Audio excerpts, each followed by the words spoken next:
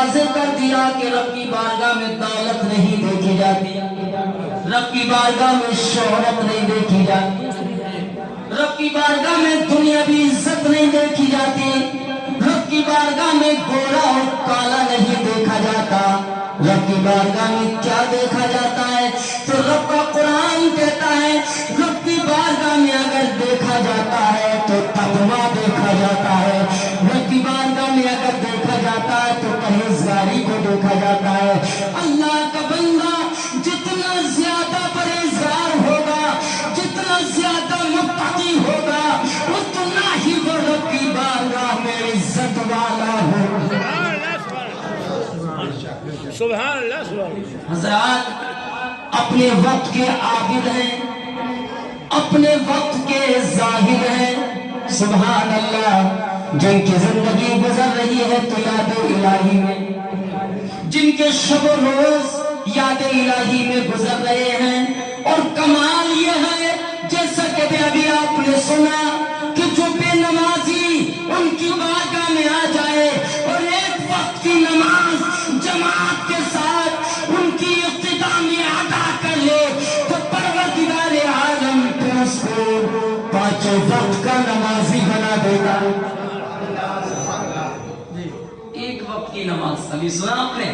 تو حضرات ایسے ہوتے ہیں اللہ والے، انہوں نے اپنے آپ کو اللہ کے ذکر سے معطر رکھا، سبحان اللہ، اس کے نام کی مالائیں جپی، جہاں گئے خدا کے نام کے ڈنکے بجاتے رہے، جہاں پہنچے اس کے نام کے جھنڈے بلند کرتے رہے، تو اللہ نے ان کا مقام اتنا بلند کر دیا، اتنا بلند کر دیا کہ اب ان کا مقام ہم اپنا اونچا سر کر کے دیکھنا چاہیں تو ہمارے سر کی ٹوپی ہمارے قدموں میں آ جائے گی، مگر ان کی مقام اور ان کی بلندی ہمیں نظر نہیں ہے۔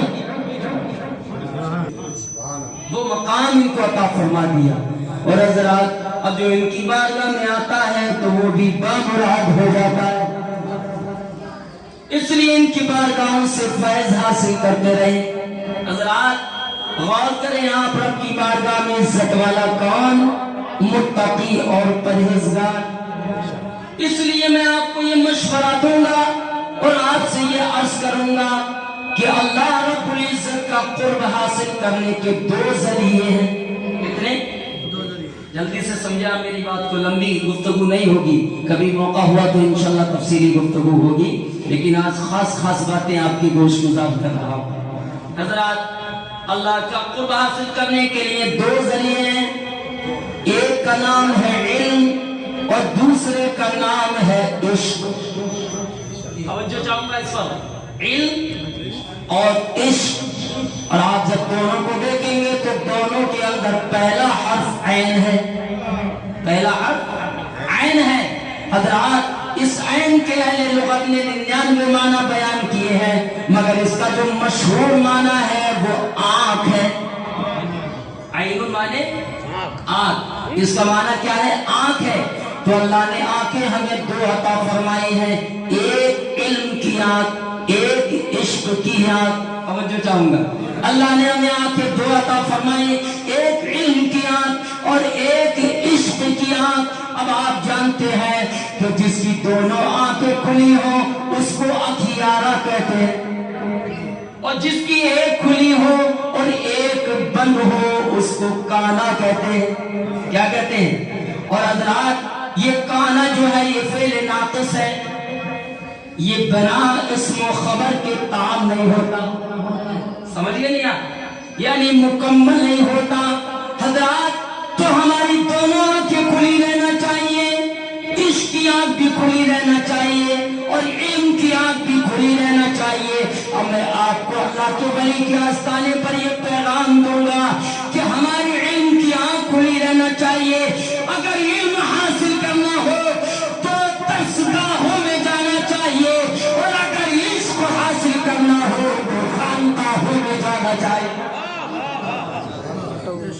کیونکہ علم ملتا ہے درسگاہوں میں۔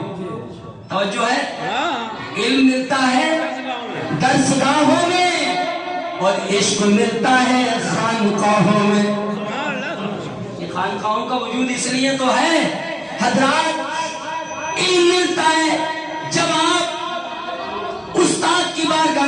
کر زانوے ادب طے کریں گے تو وہاں پر ایک کورس ہے کہ آپ 7 اور 8 سال میں عالم فاضل بنیں گے، 2 سال میں آپ افتاء کا کورس کریں گے، اس سے پہلے آپ 2 یا 2.5 سال میں حافظ بنیں گے۔ وہاں پہ منزلیں ہیں، مگر سبحان اللہ علم بھی حاصل کریں استادوں کی بارگاہ میں جا کر، کیونکہ حضرت غوث اعظم کی سنت ہے، خواجہ غریب نواز کی سنت ہے، صابر پاک کی سنت ہے، تمام اولیاء کرام کی سنت ہے، بڑے بڑے اولیاء کرام گزرے اور ولیوں کے سردار، انہوں نے بھی جا کر علماء کی بارگاہ میں زانوے ادب طے کیا، وہاں پر علم حاصل کیا۔